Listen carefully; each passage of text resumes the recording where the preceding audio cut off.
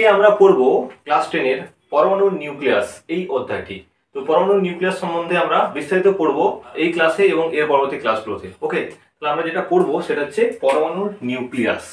তো এই পরমাণুর নিউক্লিয়াসটা শুরু করার আগে আমরা এই ক্লাস সম্পর্কে একটু জেনে নেব যে কিভাবে আমরা এই চ্যাপ্টারটাকে ডিজাইন করেছি এবং এখান থেকে কি কি পড়তে হবে তোমাদের এবং কোন কোন জিনিসগুলো খুব ইম্পর্টেন্ট এবং কোনগুলো তোমাদের পরবর্তী যারা সায়েন্সে পড়বে বা যারা কম্পিটিটিভ এক্সাম দেবে তাদের কিভাবে কাজে লাগবে সেগুলো আমরা একটু জেনে নিই। প্রথমত তোমাদের এই চ্যাপ্টারটাতে দুটো টপিক আছে। এক নম্বর যে টপিকটা আছে সেটা হচ্ছে তেজস্ক্রিয়তা বা রেডিও অ্যাক্টিভিটি। এখানে আমরা কি দেখবো না, এখানে আমরা পড়বো কি না আলফা বিটা গামা রে সম্বন্ধে পড়বো। এখানে আমরা আলফা বিটা গামা রে সম্বন্ধে পড়বো, তেজস্ক্রিয়তা কেন হয় এই নিয়ে পড়বো এবং তার ফলাফল এই সম্পর্কে আমরা তিনটে জিনিস নিয়ে আমরা আলোচনা করবো তেজস্ক্রিয়তার পোর্শনে। পোর্শনটা আছে সেটা হচ্ছে নিউক্লিয়ার এনার্জি বা নিউক্লিয় শক্তি। এখানে আমরা যেটা পড়বো সেটা হচ্ছে নিউক্লিয় সংযোজন, নিউক্লিয় বিয়োজন এবং ভর ত্রুটি। এই টোটাল 6টা টপিক নিয়ে আমরা এই চ্যাপ্টারে পড়বো। পুরো চ্যাপ্টারটাকে আমরা প্লেলিস্টে প্ল্যান করে নিয়েছি, পুরো চ্যাপ্টারটা আমরা পড়বো এবং বেস্ট অফ দ্য বেস্ট ভাবে আমরা পড়বো। ওকে, সো এই যে 6টা টপিক, এই চ্যাপ্টারটা আমরা কেন পড়বো সেটা আমাদের জেনে নিতে হবে।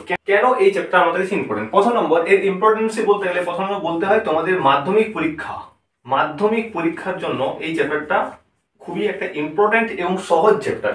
এখান থেকে যে প্রশ্নগুলো আসবে তুমি ইজিলি সেই প্রশ্নগুলো সলভ করতে পারবে এবং এখান থেকে ম্যাথ আসার একটা সম্ভাবনা থাকে। এটা আমাদের এইচএসএ মানে আমরা হায়ার সেকেন্ডারিতে যারা সায়েন্স নিয়ে পড়বে তাদের পরমাণু এবং নিউক্লিয়াস বলে একটা চ্যাপ্টার আছে, যেখানে তোমাদের এটা প্রচুর একটা ইউনিট আছে যেখানে তোমাদের এই চ্যাপ্টারটার বেসিক কনসেপ্টটা কাজে লাগবে।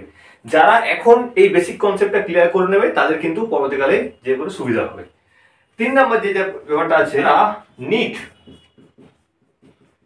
বা আইআইটি দেবে তাদের জন্য কিন্তু এই চ্যাপ্টারটা খুবই ইম্পর্টেন্ট। এখান থেকে ক্লাস 10 এর যে সিলেবাস আছে এই সিলেবাসেই তোমাদের এমনভাবে ক্লাসটা করাবো যাতে তোমরা এই যেটুকু পড়বে এখান থেকে তোমরা কিন্তু নিট এবং আইআইটির প্রশ্ন দুটো হলো সলভ করতে পারবে। ওকে, 4 নম্বর যে কারণে আমরা পড়বো এনটিএস বা বিভিন্ন যে স্কলারশিপের এক্সাম গুলো হয় সেই স্কলারশিপের এক্সাম গুলো কিন্তু এখান থেকে একটা প্রশ্ন আসার প্রবল সম্ভাবনা থেকে থাকে। তাহলে এই 4টা কারণের জন্য আমরা এই চ্যাপ্টারটা ভালোভাবে পড়বো এবং এই ক্লাসটা কিভাবে আমরা করাবো। প্রথম যে আজকে যেটা পড়াবো সেটা হচ্ছে এখানে বেসিক কনসেপ্ট। আজকে আমরা তোমাদের সিলেবাসের চ্যাপ্টারে ঢুকবো না, এখানে আমরা বেসিক কনসেপ্ট নিয়ে নেবো। যে বেসিক কনসেপ্টটা ক্লিয়ার থাকলে আমরা সিলেবাসে যেগুলো আছে সেগুলো শুধু মুখস্থ নয়, আমরা পুরো ডিটেলসে বুঝতে পারবো। সেই ধরনের বেসিক কনসেপ্টটা আজকে আমরা এখান থেকে নিয়ে নেবো। সেকেন্ড যেটা আমরা পড়বো থিওরি, ডিটেলস থিওরি আমরা পুরো পড়বো। পুরো চ্যাপ্টারটা যেটা আমাদের সিলেবাস আছে সেটা ডিটেলসে আমরা পুরো পড়বো। ওকে, 3 নাম্বার এখান থেকে ডিটেলস পড়ার পর আমরা এখান থেকে ম্যাথ সলিউশন করবো। আমরা ম্যাথ সলিউশন করব। 4 নাম্বার যেটা আমরা করব কোশ্চেন সলিউশন করব এবং 5 নম্বরে এখান থেকে আমরা টেস্টও দেব। টোটাল প্রথমে আমরা বেসিক কনসেপ্ট ক্লিয়ার করে নেব এবং ডিটেলস পড়বো, তারপরে আমরা ম্যাথ সলিউশন করব, তারপরে অ্যাডভান্স কোশ্চেনের সলিউশন করব এবং তারপরে আমরা টেস্টে দেব। সবথেকে মোস্ট ইম্পর্টেন্ট একটা ব্যাপার বলে রাখি, এই চ্যাপ্টারে তোমাদের আমি ফুল নোটস প্রোভাইড করব। টোটাল চ্যাপ্টারটাকে আমরা ক্লিয়ার করব এবং নোটসও প্রোভাইড করে দেবো। ওকে, সো তোমরা মন দিয়ে ক্লাসটা করো। যেখানে যা ডাউট হবে তোমরা অবশ্যই কমেন্ট সেকশনে জানাবে এবং আমাদের যে নোটস যারা অলরেডি নিয়ে নিয়েছো তারা ওই নোটসের বেসিকে পড়বে, তারা নোটসটাকে ফলো রেখে পড়বে।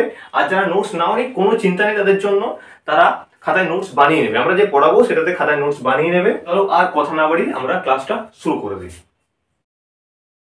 চ্যাপ্টারটার নাম হচ্ছে পরমাণু নিউক্লিয়াস। তাহলে আমরা প্রথমে একটু দেখে নিই পরমাণু সম্পর্কে। আজকে আমরা প্রথমে বলেছি বেসিক কনসেপ্টটা নিয়ে আলোচনা করব। সো এই পরমাণু আমরা কি জানি যে পরমাণু দুটো পার্ট হয়। কি কি পার্ট? একটা হচ্ছে পরমাণু নিউক্লিয়াস আর যেটা হচ্ছে সেটা হচ্ছে ইলেকট্রন পাথ। একটা হচ্ছে নিউক্লিয়াস, একটা হচ্ছে ইলেকট্রন পাথ। এই যে নিউক্লিয়াস, এই নিউক্লিয়াসের অংশটা আজকে আমরা পড়বো। আমরা ইলেকট্রন পাথের দিকে যাব না। এই যে নিউক্লিয়াস, এই নিউক্লিয়াস প্রথম কে আবিষ্কার করে না, প্রথম আবিষ্কার করে বিজ্ঞানী রাদারফোর্ড 1911 বিজ্ঞানী রাদারফোর্ড। এটা তোমরা ক্লাস 9 পড়েছিলে যে বিজ্ঞানী রাদারফোর্ড প্রথমে নিউক্লিয়াস সম্পর্কে একটা আইডিয়া দিয়েছিল। তিনি কি বলেছিলেন যে নিউক্লিয়াস যে একটা পরমাণুর দুটো পার্ট, একটা হচ্ছে পজিটিভ পার্ট, একটা হচ্ছে নেগেটিভ পার্ট। পজিটিভ পার্টটা সেন্টারে থাকে যেটাকে আমরা নিউক্লিয়াস বলছি, এবং নেগেটিভ যে অংশ কণাগুলো থাকে সেগুলো কি তাকে কেন্দ্র করে ঘুরতে থাকে। পরবর্তীকালে 1932-তে যখন বিজ্ঞানী স্যাডউইক নিউট্রন আবিষ্কার করে, তখন এই থিওরিটা একটু চেঞ্জ হয়ে যায়। তখন দেখা যায় কি না, নিউক্লিয়াসের মধ্যে দুটো মেন পার্টিকেল রয়েছে। কি কি না, একটা হচ্ছে প্রোটন, আরেকটা হচ্ছে কি, আরেকটা হচ্ছে নিউট্রন। একটা প্রোটন রয়েছে, আরেকটা কি রয়েছে, আরেকটা রয়েছে নিউট্রন। দুই ধরনের পার্টিকেল আমরা দেখতে পাচ্ছি যে নিউক্লিয়াসের মধ্যে রয়েছে, একটা প্রোটন এবং আরেকটা কি বলছি, নিউট্রন। তাহলে নিউট্রন কে আবিষ্কার করে না, নিউট্রন আবিষ্কার করে বিজ্ঞানী স্যাডউইক। এই কথাটা আমরা মাথায় রাখবো যে নিউট্রন আবিষ্কার করে বিজ্ঞানী স্যাডউইক 1932-তে। ওকে, তাহলে এরপর আমরা প্রোটন সম্পর্কে কিছু আইডিয়া নিয়ে নেব। প্রোটন জিনিসটা কি আমরা প্রত্যেকেই জানি। প্রোটন হচ্ছে পরমাণুর কি না, পরমাণুর পজিটিভ চার্জ। একটা পরমাণুর মধ্যে যে পজিটিভ চার্জ রয়েছে সেটাকে আমরা কি বলবো, সেটাকে আমরা বলবো প্রোটন। ওকে, সেকেন্ড, এই প্রোটনের তাহলে পজিটিভ চার্জ, তাহলে এই পজিটিভ চার্জের পরিমাণটা কত, 1.6 × 10⁻⁹ কুলম্ব। কি বললাম, পজিটিভ চার্জের পরিমাণটা কত, 1.6 × 10⁻⁹ কুলম্ব। প্রোটন যে আছে তার মাস কত, তার ভর কত, প্রোটনের মাস আমরা জানি 1.6725 × 10⁻24 বলতে পারি। একে আমরা নিয়ার অ্যাবাউট 1 AMU বলতে পারি, AMU, অ্যাটমিক মাস ইউনিট, যাকে আমরা 1 ইউনিটও বলি। কি বলি, 1 ইউনিট। ওকে, সো প্রোটনের মাস আমরা কি পেলাম, প্রোটনের মাস পেলাম 1.6725 × 10⁻24। প্রোটনের সাইন আমরা কি জানি, প্রোটনের সিম্বল হচ্ছে প্রোটন, উপরে লেখা হয় 1, নিচে লেখা হয় 1। বা এটাকে আমরা একটা হাইড্রোজেন অ্যাটমের সঙ্গে এটাকে আমরা তুলনা করতে পারি, হাইড্রোজেন অ্যাটমের সঙ্গে আমরা তুলনা করতে পারি। ওকে, এরপর এখানে আমাদের প্রশ্ন হচ্ছে যে এই প্রোটনের এই 1টা কেন লেখা হয়, নিচে যে 1টা কেন লেখা হয়। নিচের 1টার মিনিংস হচ্ছে যে ওই পার্টিকেলের মধ্যে নাম্বার অফ পজিটিভ চার্জ, কি বলছি, নাম্বার অফ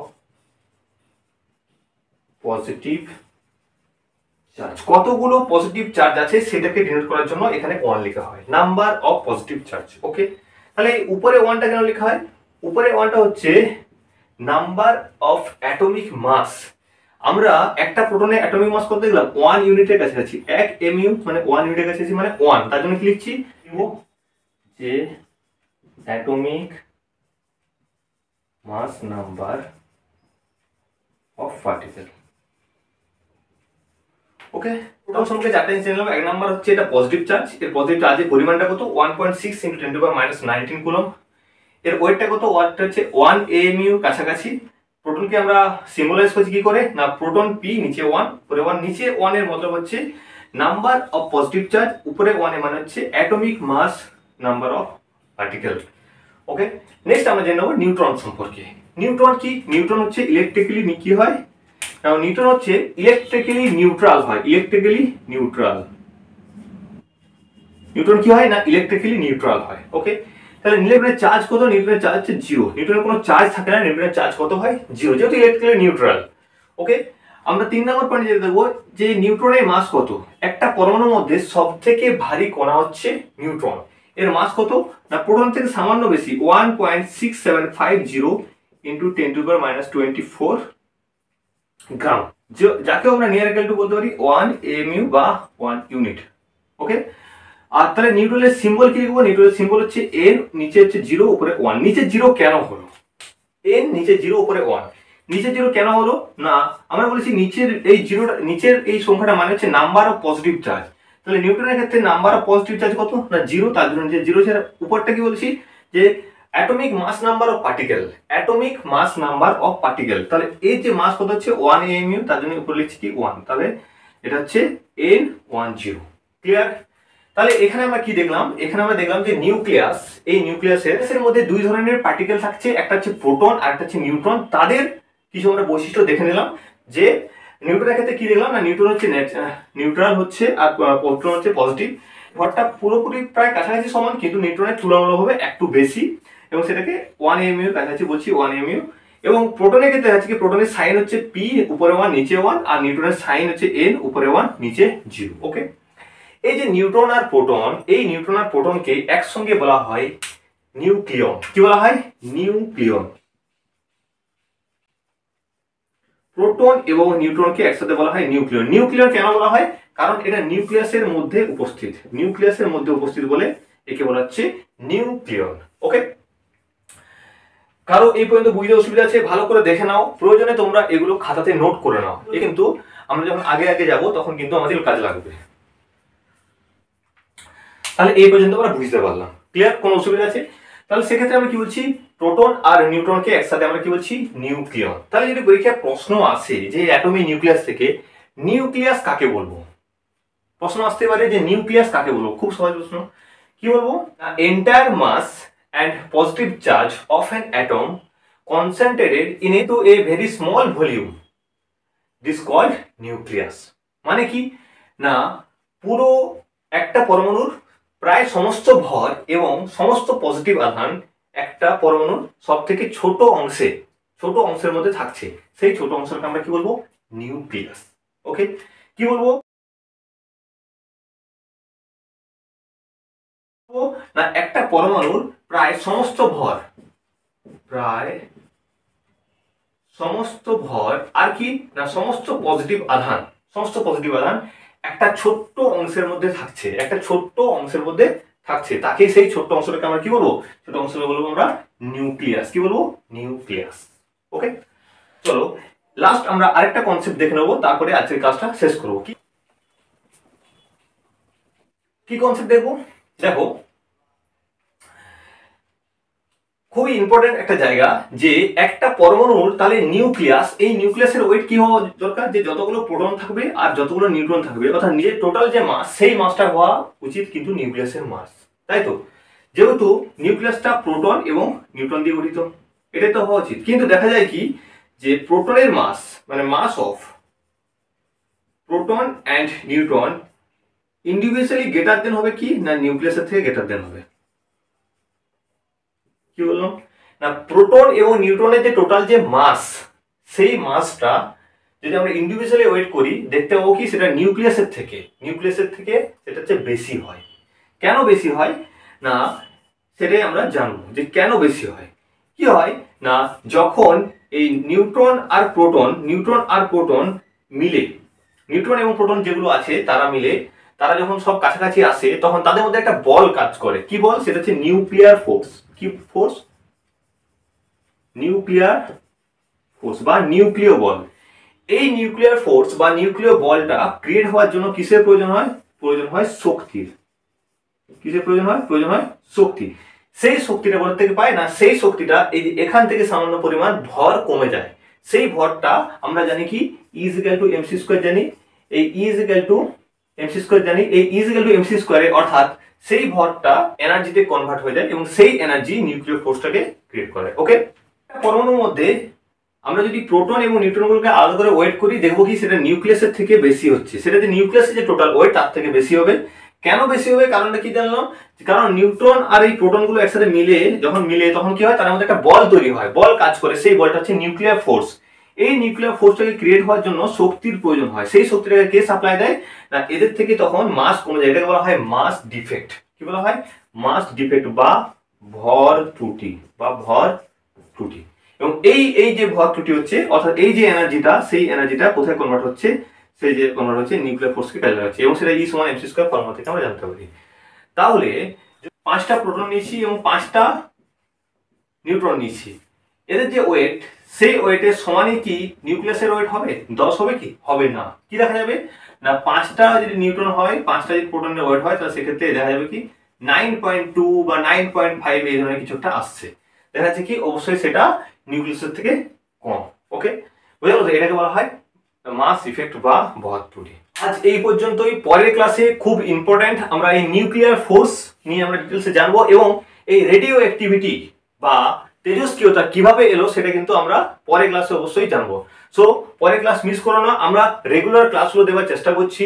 রেগুলার সকালে আমরা একটি করে ক্লাস প্রোভাইড করব। তো তোমরা চ্যানেলটা সাবস্ক্রাইব করে চ্যানেলের সঙ্গে যুক্ত থাকো এবং তোমাদের যে সমস্ত ডাউট, যে সমস্ত প্রশ্ন হচ্ছে সেগুলো তোমরা অবশ্যই কিন্তু কমেন্টে জানাও। ওকে, প্রত্যেকটা ক্লাসের শেষেই আমরা একটা করে এমসিকিউ টেস্ট নেব। সেই টেস্টটা কোথায় নেব না আমাদের টেলিগ্রাম চ্যানেলে।